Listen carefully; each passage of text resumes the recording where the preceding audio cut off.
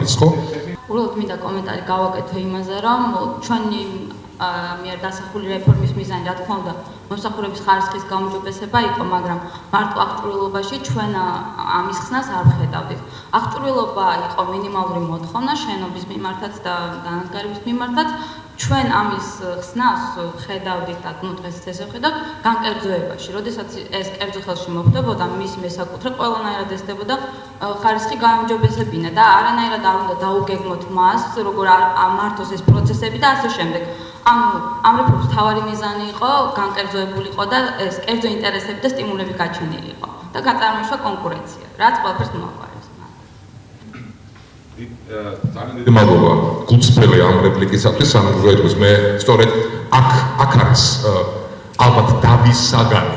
იყო თუ არა ეს მიამიტური, ეს მოლოდინი.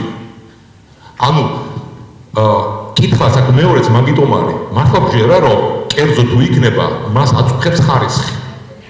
ხო, ხარისხი იმ გაგებით, რაც ახლა თქვით, არა ეფექტები ვიზუალურით. ხო, არამედ იმით, რატომ უნდა რატომ უნდა აწუხებდეს ეს კითხვაა თავარი, ხო?